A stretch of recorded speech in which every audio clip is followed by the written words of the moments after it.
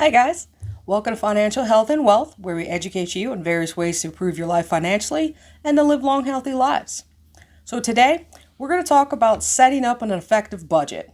And if you'd like to see more of this type of content, then like, subscribe, hit that notification bell so you know about future videos.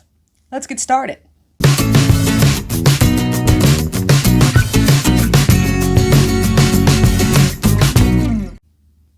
The number of Americans who don't have a budget is alarmingly high. One poll puts the number at 34%. That equates to over 100 million Americans who have no budget. You don't have to be a statistic. Here are some tips and guidelines that may help you reduce some of your expenses and get you started on your own budget so you can help safeguard your financial future. Know your balance sheet. Companies maintain and review their balance sheets regularly. Balance sheets show assets, liabilities, and equity. Business owners probably wouldn't be able to run their company successfully for very long without knowing this information and tracking it over time. You also have a balance sheet. Whether you realize it or not, assets are the things that you have, like a car, house, or cash. Liabilities are your debts, like auto loans or outstanding bills that you need to pay. Equity is how much of your assets are technically really yours. For example, if you live in a $100,000 house but carry $35,000 on your mortgage, your equity is 65% of the house, or $65,000. 65% of the house is yours, and 35% is still owned by the bank. Why is this important to know? If you're making a decision to move to a new house, you need to know how much money will be left over from the sale of the new place. Make sure to speak with a representative of your mortgage company and your realtor to get an idea of how much you may have to put towards the new house from the sale of the old one. Another thing is break everything down. To become efficient at managing your cash flow, start by breaking your spending down into categories. The level of detail you want to track is up to you. Note, if you're just starting out budgeting, don't get too caught up in the details. For example, for the food category of your budget, you might want to only concern yourself with your total expense for food, not how much you're spending on macaroni and cheese versus spaghetti. If you typically spend $400 a month on food, that's important to know. As you get more comfortable with budgeting and watching your dollars, it's even better to know that half of that $400 is being spent at coffee shops and restaurants. This information will help you eliminate unnecessary expenditures and you can go forward in your next steps. What you spend your money on is ultimately your decision, but lacking knowledge about where it's spent may lead to murky expectations. Sure, it's just $10 at the sandwich shop today, but if you spent that 5 days a week on the regular, that expenditure may fade into background noise. You might not realize all those hoagies are the equivalent of your health insurance premium. Try this.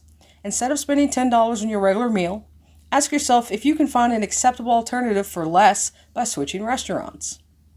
Once you have a good idea of what you're spending each month, you'll need to know exactly how much you make after taxes to set those realistic goals. This would be your net income, not gross income, since you will pay taxes.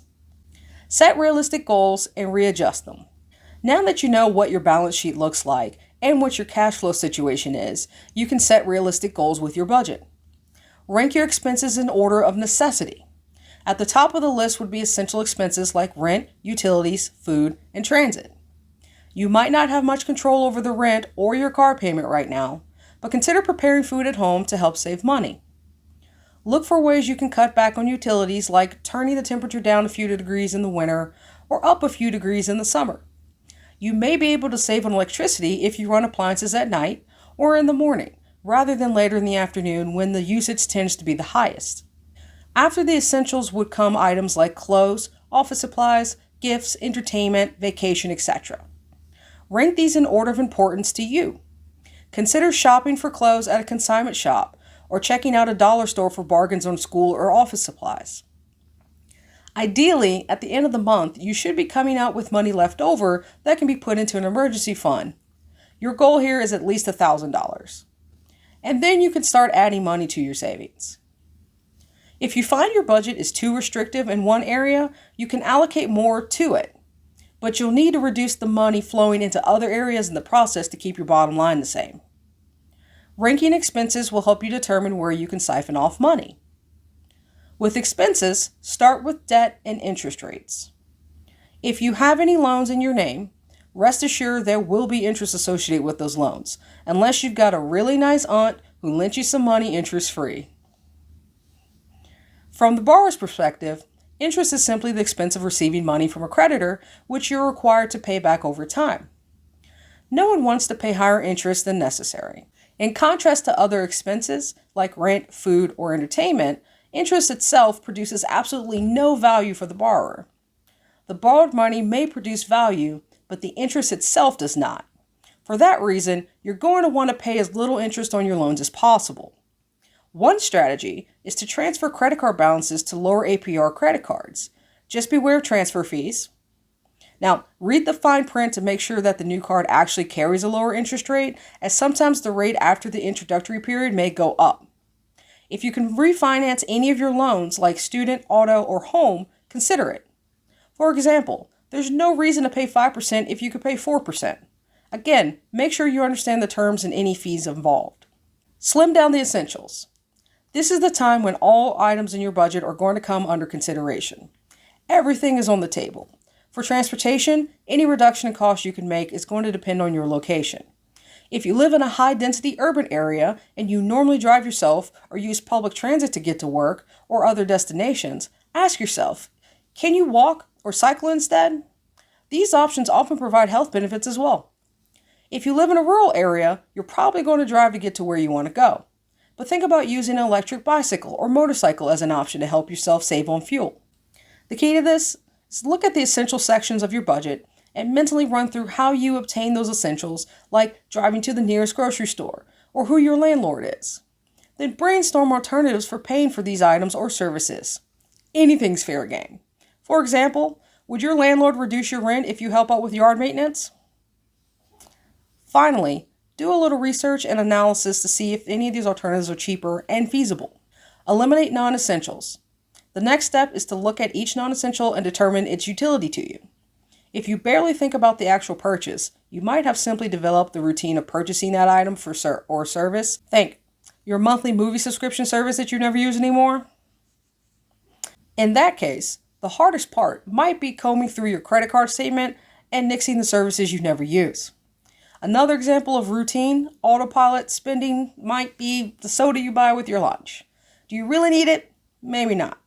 Switching to tea or coffee that you can brew at home may be cheaper, and water is usually free. Repeat this process with every non-essential. Are you really using your 10 gigabyte a month mobile internet plan? If not, look for a lower, more cost-effective gigabyte plan. The key here is to try to distinguish between convenience and necessity. Don't discount the discount. There are discounts everywhere, from loyalty programs to manufacturers' coupons to seasonal specials. If there's an essential that burns your budget, it may be worth checking to see if you're eligible for a government program. Some credit cards offer rewards programs, but be very careful to pay off the full amount each month to avoid accruing interest. Otherwise, your rewards could be negated.